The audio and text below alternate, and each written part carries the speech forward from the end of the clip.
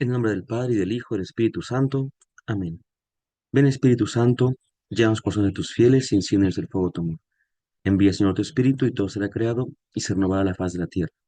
Espíritu Santo, fuente de luz, ilumínanos. En nombre del Padre, y del Hijo, y del Espíritu Santo. Amén. Queridos hermanos, estamos en este momento compartiendo nuestra última reflexión en este curso que nos invita a un cambio de vida, que se llama el Evangelio como fuente de conversión.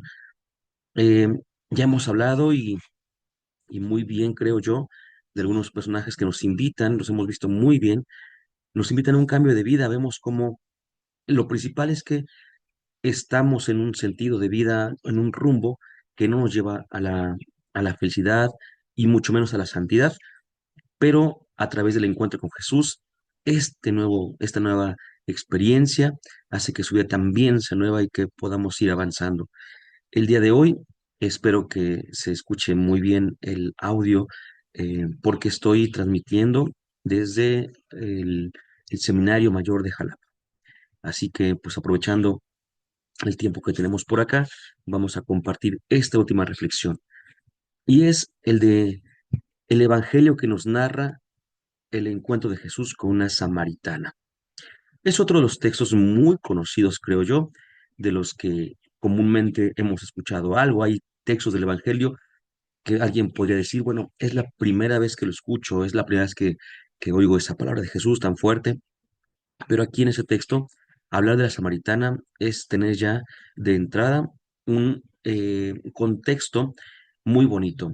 Y aquí tenemos una gran ventaja que también la hemos tenido un poquito con los temas anteriores, y es que a diferencia únicamente del tercer tema, que es el tema de Bartimeo, tanto los magos como Saqueo y esta de la Samaritana, al ser textos, se les llama así, de única tradición, quiere decir que no tenemos en nuestra mente como esa confusión, por así llamarle, de dos o tres evangelios.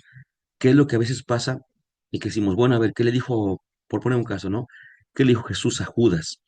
No, pues le dijo tal cosa. No es cierto, le dijo otra cosa. Ah, no, no, yo me acuerdo que le dijo esta. Y lo que pasa es que ante una misma experiencia tenemos tres o cuatro testimonios. Es lo que a veces hace que nuestro pensar sobre ciertos textos no sea exactamente el más propio. Y a diferencia de Bartimeo que comentábamos que propiamente lo reflexionamos a partir de Marcos y que también Mateo y Lucas lo comentan, lo mencionan, pero no de la misma forma que Marcos, pues los otros tres textos que hemos estado platicando junto con la Samaritana son de tradición única. Saqueo es de Lucas, los magos de Oriente es de Mateo y este, vamos a ver, es del Evangelio de Juan. Entonces, pues vamos a empezar y como siempre lo hacemos, de la mejor manera que es justamente yendo a la Sagrada Escritura. Aquí, perdón, el texto es bastante amplio, entonces sí me gustaría que podamos tener el momento para poder, eh, ¿cómo decirlo? Pues verlo de la mejor manera, verlo, permítame un segundito, ahí está, y em, pues que podamos leerlo en su justa dimensión, ¿verdad? Dice así, lo encontramos en el Evangelio de Juan, capítulo 4 versículos 1 al 29. De hecho, he optado por esta extensión, aunque podríamos seguir leyendo todavía unos cuantos versículos más, pero hasta aquí es conveniente para el mensaje que queremos compartir. Empezamos. Cuando Jesús se enteró de que había llegado a oídos de los fariseos, que él hacía más discípulos y bautizaba más que Juan, aunque no era Jesús mismo el que bautizaba, sino sus discípulos, abandonó Judea y volvió a Galilea. Tenía que pasar por Samaria. Llega pues a una ciudad de Samaria llamada Sicar, cerca de la heredad que Jacob dio a su hijo José. Allí estaba el pozo de Jacob. Jesús, como se había fatigado del camino, estaba sentado junto al pozo. Era alrededor de la hora sexta. Llega una mujer de Samaria a sacar agua. Jesús le dice, dame de beber, pues sus discípulos se habían ido a la ciudad a comprar comida. Le dice a la mujer samaritana, ¿cómo tú, siendo judío, me pides de beber a mí, que soy una mujer samaritana? Porque los judíos no se trataban con los samaritanos. Jesús le respondió, si conocieras el don de Dios y quién es el que te dice dame de beber, tú le habrías pedido a él y él te habría dado agua viva. Le dice la mujer, Señor, no tienes con qué sacarle y el pozo es hondo. ¿De dónde, pues, tienes esa agua viva? ¿Es que tú eres más que nuestro padre Jacob, que nos dio el pozo, y de él bebieron él y sus hijos y sus ganados? Jesús le respondió, todo el que beba de esta agua volverá a tener sed, pero el que beba del agua que yo le dé no tendrá sed jamás, sino que el agua que yo le dé se convertirá en él en fuente de agua que brota para vida eterna. Le dice la mujer, Señor, dame de esa agua, para que no tenga más sed y no tenga que venir aquí a sacarla. Él le dice, vete, llama a tu marido y vuelve acá. Respondió la mujer, no tengo marido. Jesús le dice, bien has dicho que no tienes marido, porque has tenido 5 maridos y el que ahora tienes no es marido tuyo. En eso has dicho la verdad. Le dice la mujer, Señor, veo que eres un profeta. Nuestros padres adoraron en este monte y vosotros decís que en Jerusalén es el lugar donde se debe adorar. Jesús le dice, créeme, mujer, que llega la hora en que ni en este monte ni en Jerusalén adoraréis al Padre.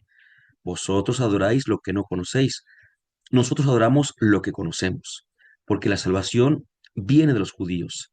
Pero llega la hora, ya estamos en ella, en que los adoradores verdaderos adorarán al Padre en espíritu y en verdad, porque así quiere el Padre que sean los que le adoren.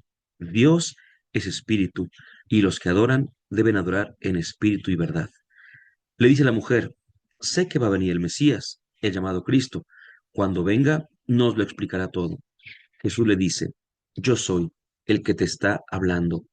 En eso llegaron sus discípulos y se sorprendían de que hablara con una mujer, pero nadie le dijo, ¿qué quieres? ¿O qué hablas con ella? La mujer, dejando su cántaro, corrió a la ciudad y dijo a la gente, venid a ver a un hombre que me ha dicho todo lo que he hecho. ¿No será el Cristo? Amén.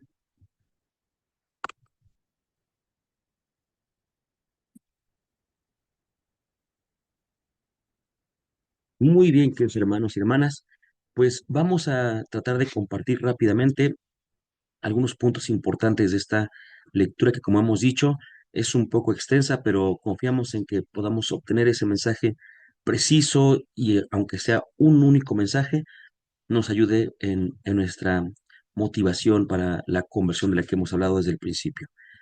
Vamos a ir mencionando algunos datos importantes, los famosos elementos. Aquí voy a poner solamente 4, tratando de equilibrar un poco la extensión de la lectura con la misma reflexión. Primero, como ya habíamos dicho, es un relato propio de San Juan.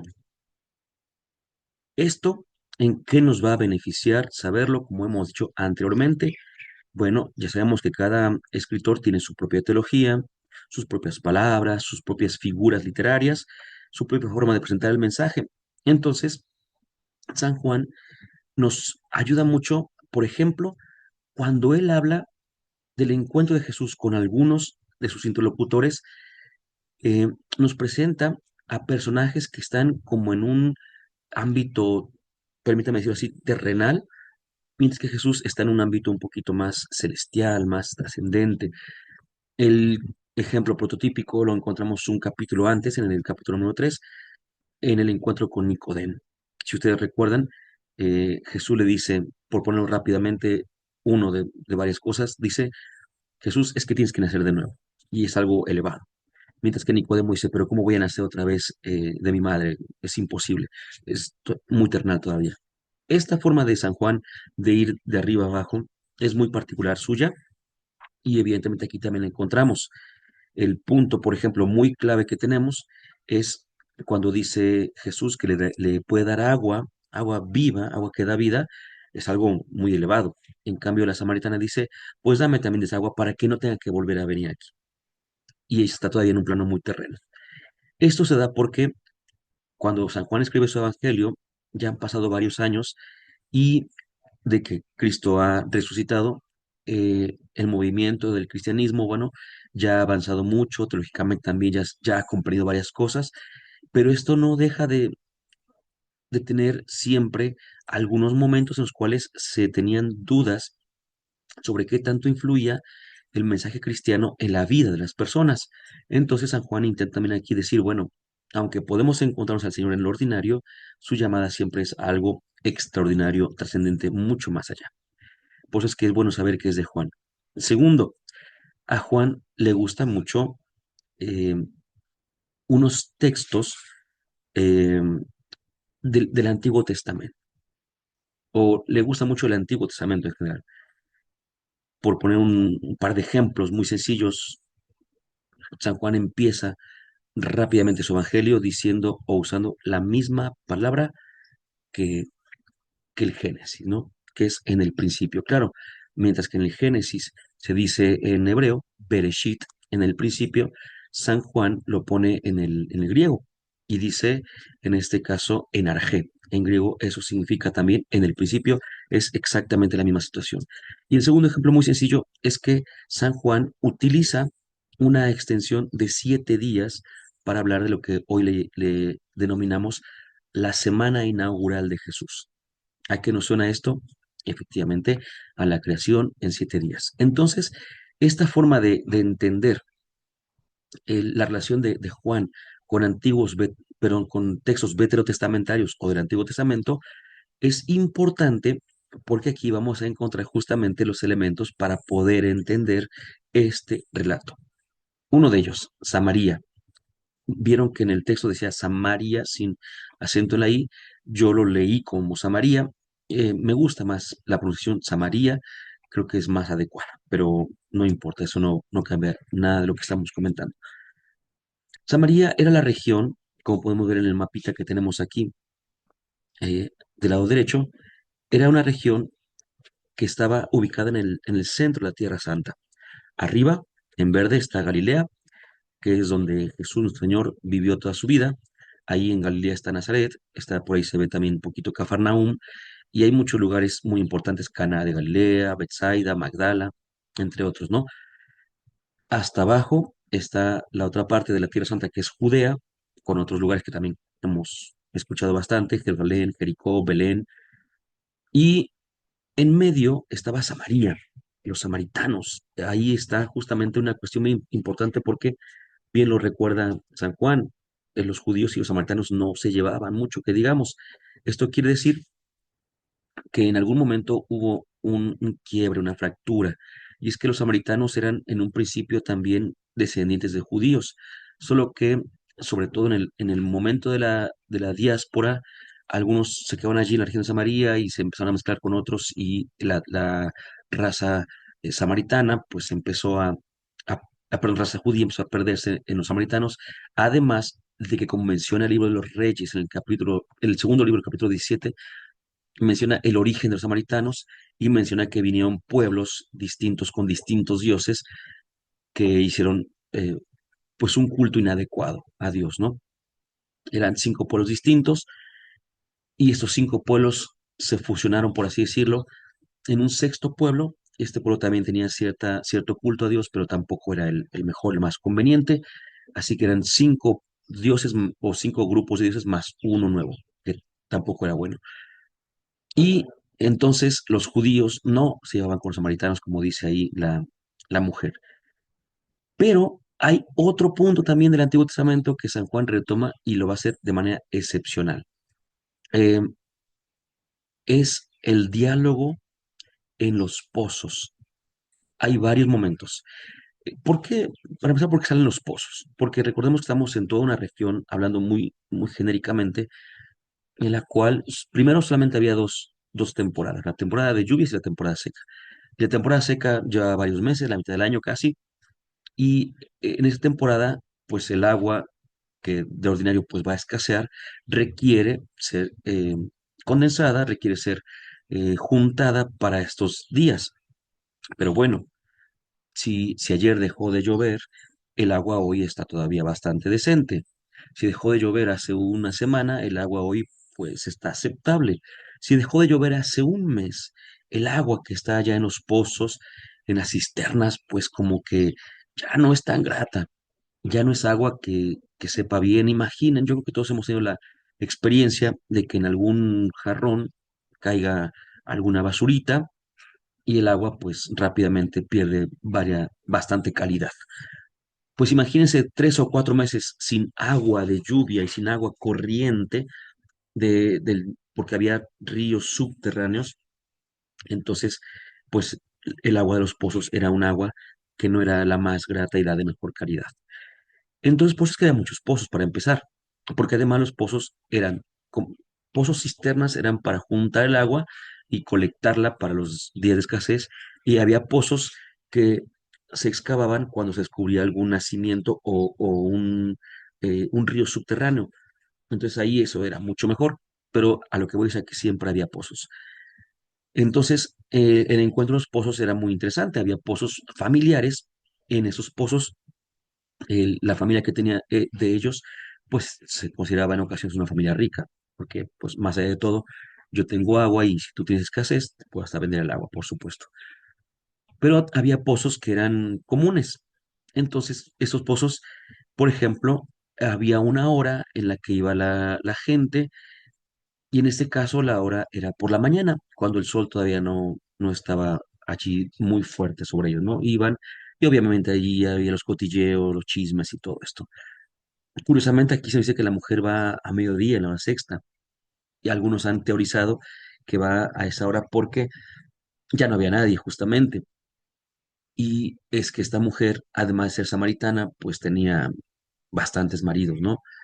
Tenía, dice allí que ha tenido 5 maridos, más uno con el que está actualmente, que tampoco es su marido. Esto nos recuerda a los dioses, que ahorita vamos a decir esta clave que también es muy conocida. Pero lo más importante es que en estos relatos de pozo que encontramos en la Sagrada Escritura, podemos mencionar algunos de ellos que curiosamente terminan en boda.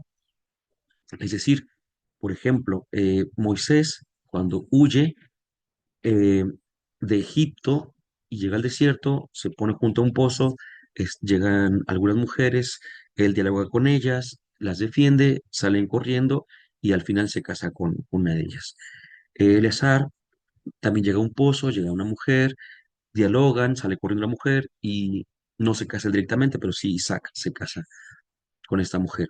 Y hay algunos otros textos que son exactamente así. Entonces, los judíos tenían ya esta estructura literaria de que en un pozo, cuando un hombre dialoga con una mujer y esa mujer corre a dar una noticia, pues esa mujer termina casándose con el que lleva el mensaje o con el importante de el protagonista de esa narración. Entonces aquí se puede aplicar perfectamente, porque, pues evidentemente, Jesús es el personaje masculino que llega al pozo, después llega la mujer, la samaritana, y entran en un diálogo y la mujer sale corriendo. Y aquí voy a decir algo, pero ahorita lo explicamos. También va a terminar en una boda, pero ahorita vamos a decir en qué tipo de boda. Y por último, el agua viva. El agua viva que pues para el cristiano no hace mucho no falta mucho para que lo entendamos. El agua viva es el Espíritu Santo. No es solamente un agua que es corriente o un agua que está estancada, sino que uno de los símbolos del Espíritu Santo es justamente el agua.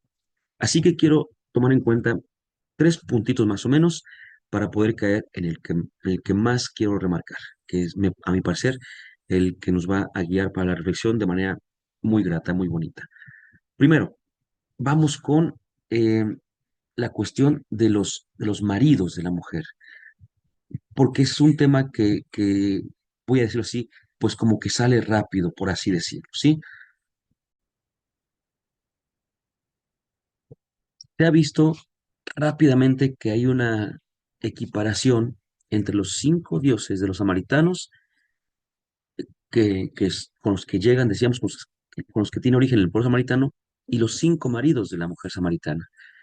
Y que, decíamos hace rato, estos 5 pueblos, 5 naciones que llegaron con sus propios dioses, eh, pues quisieron allí rápidamente, ¿cómo decirlo?, hacer un culto también a Yahvé, y no les resultó, fue una mezcolanza, un sincretismo muy, muy grande. Y se ha visto rápidamente que la samaritana tiene 5 maridos, y que tiene un sexto que tampoco es su marido, le dice Jesús, y todo toma como que un poquito más de luz cuando sabemos que la palabra para decir marido originalmente era, en aquella cultura, era Baal, y Baal quizá no suene rápidamente porque Baal significa también dioses al estilo de los ídolos, ¿no? Del único Dios que existe, por supuesto. En un tema que tenemos aquí, de los dioses, eh, de los de Dios y otros dioses, se llama el curso, se llamó hace un par de meses o años ya, estaba justamente el Baal de los samaritanos, y ahí hablamos también unas cuestiones de estas, que no vamos a profundizar, sino que las vamos a mencionar nada más. Entonces, ahí se ve una cuestión interesante, un paralelo entre los dioses de los samaritanos y los maridos de la samaritana. Esto nos lleva a entender el siguiente punto. La samaritana eh, no es una mujer en particular, sino que es la figura del pueblo samaritano. Ah, ahí está entonces, como la samaritana no es una mujer que podamos llamar por su propio nombre, sino que es la figura del pueblo samaritano, entendemos entonces sí que este pueblo había tenido 5 Baales, dioses maridos, y estaba con un sexto que tampoco era el adecuado, tenía que llegar el séptimo. De allí entonces que entendamos rápidamente que si esta mujer, cuando corre, porque lo que hace la mujer, corre a su pueblo para decirles y anunciarles de Jesús como el Mesías, y esa, en la figura literaria del Antiguo Testamento, la mujer que corría llegaba a ser la esposa, entonces pues se entiende rápidamente que habrá una boda entre la mujer que corre, en este caso la samaritana, y el varón con el que estaba hablando, en este caso Jesús. Y esta boda no es entre Jesús, por tanto, y un personaje particular, sino entre Jesús y aquello a lo que el personaje representa, que es al pueblo samaritano. La boda no es una cuestión entonces de relación netamente matrimonial, sino de relación de fe. Recordemos que en el Antiguo Testamento Dios decía que Él era el esposo y nosotros el pueblo, bueno, Israel es entonces, dicho así, eran la esposa. Así que lo que estamos viendo aquí no es un matrimonio como lo entenderíamos el día de hoy, sino es la aceptación de que Jesús es el único Dios, es el único esposo, es el esposo siete que también implica perfección, sino que es el Dios, el único Dios para ellos, ¿sí? Eso significa que este es un relato de boda, justamente. Eh, y eso queda precioso. Ahora, hay que explicar por qué. Porque aunque esto es posible de decir, habría que verlo históricamente. Pues resulta que cuando escribe el Evangelio de Juan, por eso importa saber quién lo escribió, dónde y a quiénes, ya el cristianismo se había expandido. Pero resulta que había ya creyentes samaritanos, pero algunos cristianos venidos del judaísmo pensaban que eran como de menor valor los cristianos de Samaria porque habían sido evangelizados por los discípulos de los discípulos, mientras que los judíos habían sido evangelizados por Jesús y por los apóstoles.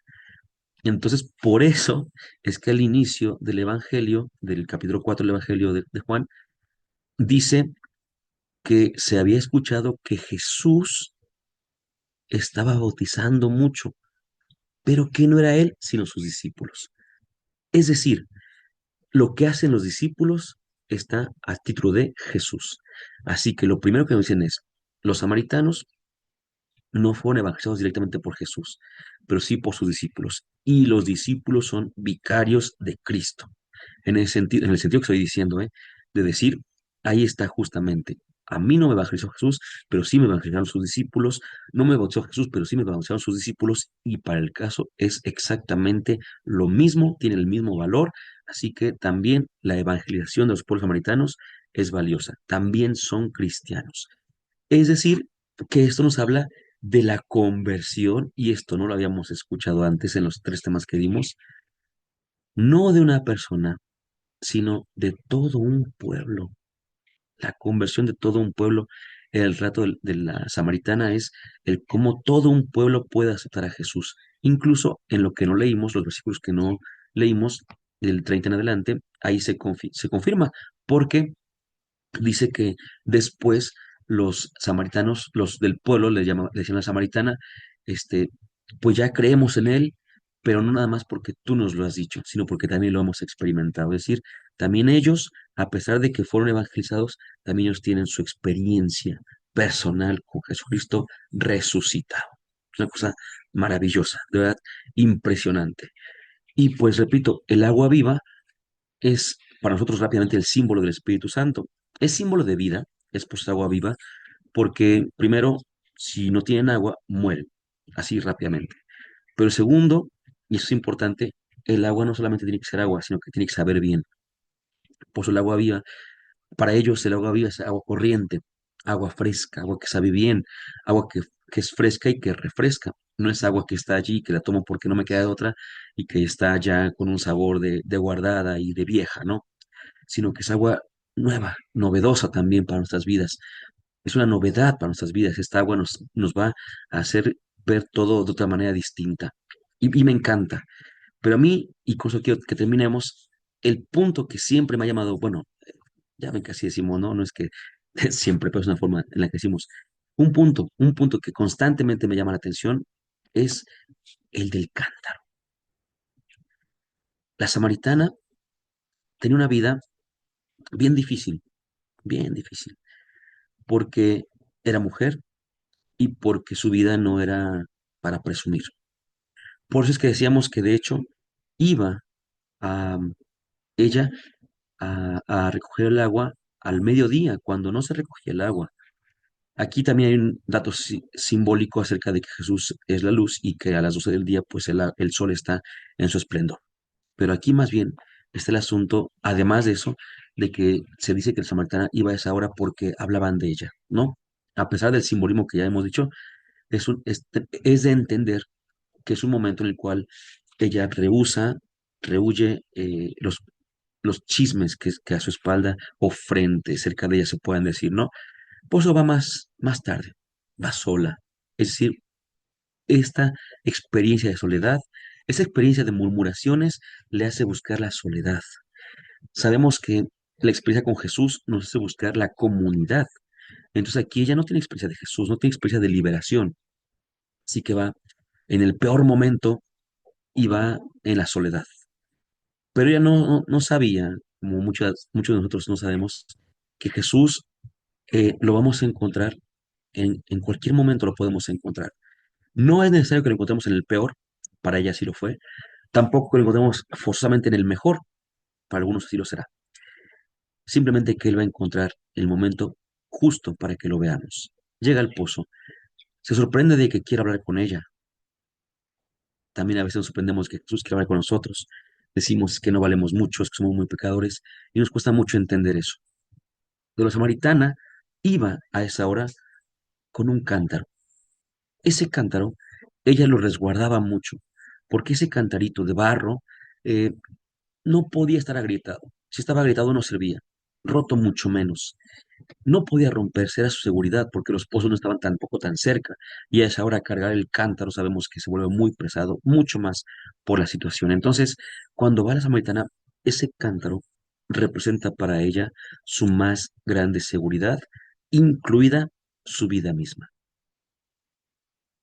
Llega con Jesús, se deja interpelar por su palabra, se deja interpelar por su conocimiento que tiene de ella, por su amor incluso, por romper todos los límites y decir, Jesús, hablo contigo, aunque los discípulos ni siquiera sabían por qué estaba haciéndolo, no tenían idea, ellos ni siquiera estaban allí, pero es curioso cómo Jesús empieza a liberar a la mujer con su propia palabra, empieza a llenarla de tanta alegría, de tanto gozo, que de hecho otro de los esquemas de Juan es el esquema en el que van subiendo. eh, lo puedo ver en otros momentos, por ejemplo, en el ciego de nacimiento, capítulo 9 como el ciego dice, un hombre, no será este un profeta, hasta llegar a decir, pues eres el Señor, que ahí es donde concluye justamente el ciego de nacimiento, su encuentro con Jesús. Pues aquí con la samaritana es exactamente lo mismo. Dice, como tú siendo un judío, cualquier judío, oye, veo que eres profeta y va subiendo, hasta que ella grita que es el Mesías. Pero ella puede gritar que Jesús es el Mesías solamente cuando ha tirado su cantarito. cuando ha soltado su cantarito. ¿Cuántas veces nosotros tenemos nuestros cantaritos también y ahí los traemos cargando porque ellos son los que nos dan vida? Llamémosle títulos nobiliarios, llamémosle reconocimientos, llamémosle dinero, llamémosle salud incluso. Tenemos salud, que es lo importante, llegamos a decir, esto es mi cantarito, esto es lo que me da seguridad. Y el día que mi cantarito se me pierda, el día que pierda yo mi salud, el día que pierda mi dinero, el día que pierda mis posesiones, el día que pierda mi bien ver, mi buena fama, ese día no sé qué voy a hacer. Bueno, pues ese día vas a poder llamar a Jesús, Señor.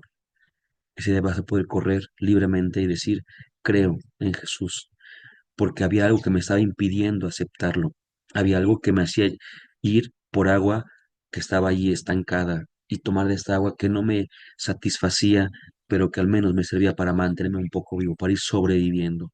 Pero Jesús me ha ofrecido un agua vida, un agua viva, y esta agua no requiere de cantaritos, requiere de mi amor, de mi fe, de mi confianza total.